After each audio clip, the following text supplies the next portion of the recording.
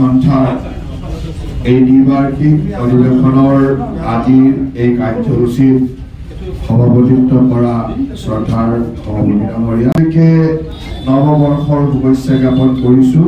আজি অলপ আগতে বহু সাহস কৰি আপোনালোকৰ সন্মুখৰে পাৰ হৈ গৈছো, চিন্তা কৰি আছিলো যে পাৰ হৈ যাওঁতে পাৰিম নে নাই, তথাপিতো সাহসেৰে পাৰ হৈ গলো। সেইকাৰণে যে মোক গৰ্ডন ফিল্ডৰ পৰা ফোন কৰি আছিল যে আমাৰ ছাত্ৰ ছাত্ৰীসকল খুব ৰ'দত থিয় হৈ আছে, বহু সময়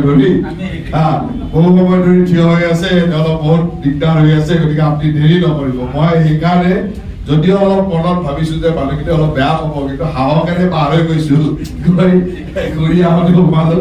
যিয়ে নহওক, আমাৰ আজি নলবাৰীৰ জিলাৰ খেল মহাৰণৰ জিলা ভিত্তিক খেলৰ আজি শুভাৰম্ভণি হ'ল আৰু এইবাৰ আমি যথেষ্ট আনন্দিত যে এই খেল মহাৰণে অসমত এটা নতুন ক্ৰীড়াৰ পৰিৱেশ সৃষ্টি কৰিলে। আজি মই নিজে আচৰিত হৈছো যে এথলেটিক সন্থাৰ সভাপতি হিচাপে মই গোটেই জিলাৰ পৰা ডাটাবিলাক লৈ আছো। ডাটাবিলাক এনেকুৱা যে নেশ্যনেল ৰেকৰ্ডৰ সমানে বা কৰবাত নেশ্যনেল ৰেকৰ্ড ব্ৰেক কৰা বহুত ল'ৰা ছোৱালী আহিছে, যাক হয়তো আমি চিনিয়ে পোৱা নাছিলো। এতিয়া গাঁৱত উইদাউট ট্ৰেক, কোনো সিনথেটিক ট্ৰেক নাই, ঘাঁহৰ ওপৰত দৌৰিছে, কোনো প্ৰেক্টিচ নাই, তেনেকে নেশ্যনেল ৰেকৰ্ডৰ সমানে সমানে আজি নলবাৰীতে হিমাৰ সমানে সমানে দৌৰা ৰেকৰ্ড আমাৰ ইয়াত ল'ৰা ছোৱালীয়ে কৰিছে। তাৰমানে হিমা দাসে যি টাইমিঙত দৌৰে সেই টাইমিঙৰ সমানে সমানে ঘাঁহত দৌৰা, কোনো প্ৰেক্টিচ নোহোৱাকে দৌৰা ল'ৰা ছোৱালী ওলাইছে। তাৰমানে আমাৰ কাৰণে কিমান ভাল দিনৰ বতৰা আহি আছে। মই নিজে এথলেটিক সন্থাৰ সভাপতি হিচাপে গোটেই ৰাজ্যৰ পৰা, মই জিলাৰ খেলসমূহৰ পৰা, জিলা বিষয়াৰ পৰা মই ডাটাবিলাক লৈ আছো। মই নিজে আচৰিত হৈ আছো যে ইমান সম্ভাৱনা আমাৰ কাৰণে আহি আছে। সেইকাৰণে অহাকালিও মই হাইলাকান্দিলৈকে যাম অকল খেল মহাৰণৰ কাৰণে, পৰহি কাছাৰত থাকিম। এতিয়া মই যিমান দূৰ পাৰো আমি এই কথাবিলাকত অত্যন্ত গুৰুত্ব দিছো, এইকাৰণে যাতে আমি এটা ক্ৰীড়াৰ পৰিৱেশ আৰু মোৰতো আজি যিটো টিম আমি নলবাৰীত দেখিছো যে আমাৰ 2-3টা টিমেতো ষ্টেট লেভেলত খুব ভাল ৰিজাল্ট কৰিব, বিশেষকৈ খোখোৰ টিমটোৱে খুব ভাল ৰিজাল্ট কৰিব। এথলেটিকত আমাৰ কেইবাজনো যুৱক যুৱতী খুব ভাল, মানে ষ্টেট লেভেলত যে এৱাৰ্ড পাব তাত সন্দেহ কৰিব লগা নাই। মানে এনেকুৱা ধৰণে আমাৰ ল'ৰা ছোৱালী বা ভলীবলৰ টিমো ভাল হৈছে, ফুটবল, কাবাডী চবেই পাৰফৰ্মেঞ্চ ভাল, কিন্তু সকলো ডিষ্ট্ৰিক্টৰ ভাল কাৰণে মই কৈছো যে আমি অন্তত খো আৰু এথলেটিকত ভাল ৰাজ্যিক পৰ্যায়ত ভাল নাম কৰিব পাৰিম। গতিকে তেনেকুৱা এটা পৰিৱেশ আজি আছে। তাৰ লগতে আপোনালোকৰ আজি ইলেক্ট্ৰনিক সাংবাদিক সন্থাৰ দ্বিবাৰ্ষিক অধিৱেশন ৰাতিপুৱা নাহিলেও এতিয়া আপোনালোকক মাত দিছো আৰু সেইকাৰণে সাহস কৰি কৈছো যে নিজৰ মানুহ কমচে কম বেয়া নাপায়, হ'ব পিছত আহি মিলাই ল'ম বুলিয়ে আগেৰে গুচি গৈছো। যি নহওক, আপোনালোকৰ লগত আগৰ পৰাই একেবাৰে আৰম্ভণিৰ পৰাই মই জড়িত হৈ আছো আৰু এইটোও ঠিক যে অভাৱ অভিযোগ আমাৰ থাকিব আৰু এই অভাৱ অভিযোগবিলাক আমি সকলোৱে মিলি সমাধান কৰিব লাগিব।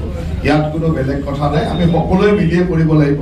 আজি যেহেতু মই মন্ত্ৰী, মোৰ পৰা মানুহৰ এক্সপেক্টেশ্যন বাঢ়ি থকাটো একো অস্বাভাৱিক নহয় আৰু এইটোও ঠিক যে আমি কিছুমান নতুন নতুন চিন্তা চৰ্চাৰে নলবাৰীত নতুন সংযোজন, নতুন চিন্তা চৰ্চা আমি আৰম্ভ কৰিছো। কাৰণ এই সময়টো আমাৰ কাৰণে সোণালী সময়। মুখ্যমন্ত্ৰী ডাঙৰীয়াও নলবাৰীৰ প্ৰতি যথেষ্ট মৰম আছে। এই সময়তে আমি যদি ভাল ধৰণে নলবাৰীৰ কামখিনি আগুৱাই লৈ যাব পাৰো, যথেষ্ট আমাৰ কাৰণে ভৱিষ্যতৰ দিনৰ কাৰণে ভাল হ'ব। অহা ফেব্ৰুৱাৰী মাহত আমাৰ নলবাৰীতে অসম মন্ত্ৰীসভাৰ কেবিনেট আছে, তাৰ কাৰণে আমাৰ প্ৰস্তুতি থাকিব। তাৰ সময়তো নিশ্চয়কৈ আমি কিছু প্লেন কৰিব লাগিব। আজি আমি গৰ্ডন খেলপথাৰক লৈ কিছু নতুন পৰিকল্পনাও ৰাখিছো। এতিয়া মই কলেজ ফিল্ডলৈকে আৰু হৰিহতলী ষ্টেডিয়ামলৈকে যাম। এইকাৰণে যে আমি আজিৰ দিনটো মোটামুটি স্পৰ্টছ অফিচাৰখিনিক মাতি আনিছো, যাতে আমি কিবা কিবি নতুন সংযোজন বা নতুন পৰিকল্পনা কৰিব পাৰো। আজি আমাৰ নলবাৰী কলেজ ফিল্ডখনত আমি আসাম ক্ৰিকেট এছ'চিয়েশ্যনৰ দ্বাৰা ফিল্ড, ট্ৰেক, পিচ এইখিনি বনাইছিলো। যথেষ্ট ভাল পৰিৱেশলৈকে আহিছে। এতিয়া আমি আশা ৰাখি আছো যে এখন একেবাৰে সম্পূৰ্ণ ক্ৰিকেট ষ্টেডিয়াম এখন বনোৱাৰ আমি মাটি বিচাৰি আছো।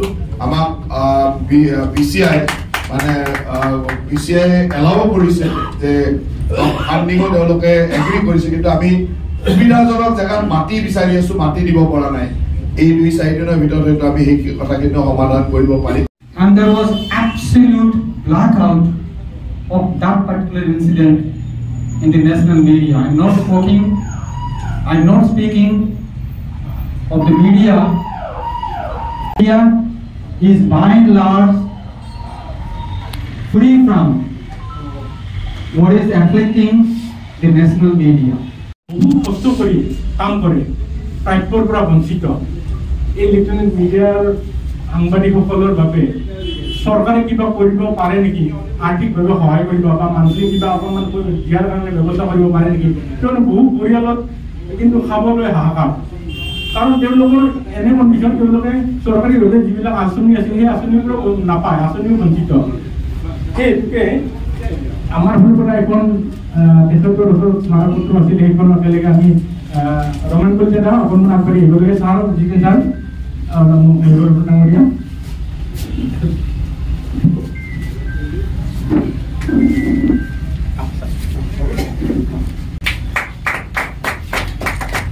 মিডিয়া সন্থাৰ এই দ্বিবাৰ্ষিক অধিৱেশনৰ উপস্থিত থাকি মই সকলো সাংবাদিকলৈকে ধন্যবাদ জ্ঞাপন কৰিছোঁ আৰু প্ৰত্যাহ্বানমূলক এই পৰিস্থিতিত যাতে সাংবাদিকসকলে সুন্দৰভাৱে মোকাবিলা কৰি আগুৱাই যাব পাৰে সমাজক সেৱা কৰিব পাৰে কাৰণ এতিয়া কৃত্ৰিম বুদ্ধিমত্তাৰ যুগত আমি মফচলীয় অঞ্চলৰ সাংবাদিকসকল কেনেকৈ নিজক চলাই ৰাখিম এইটো এটা ডাঙৰ প্ৰত্যাহ্বান আৰু এই প্ৰত্যাহ্বানক নেওচি সাংবাদিকসকলে সুন্দৰভাৱে ৰাষ্ট্ৰৰ সেৱাত দেশৰ সেৱাত কাম কৰক আৰু এজন জনপ্ৰতিনিধি হিচাপে মই যিমান দূৰ পাৰোঁ গণতন্ত্ৰৰ এই চতুৰ্থ স্তম্ভৰ সেনানীসকলক সদায় লগত থাকি একেলগে কাম কৰি যোৱাৰ চেষ্টা কৰিম নিশ্চয়কৈ সাংবাদিকসকলৰ সমস্যালৈ আমাৰ চৰকাৰ অৱগত আৰু সেই সমস্যাসমূহ সমাধান কৰাৰ কাৰণে কিছু পদক্ষেপ আমাৰ চৰকাৰে লৈছে কিন্তু সেই পদক্ষেপেই যথেষ্ট নহয় আমাৰ বিভাগীয় মন্ত্ৰী বিভিন্ন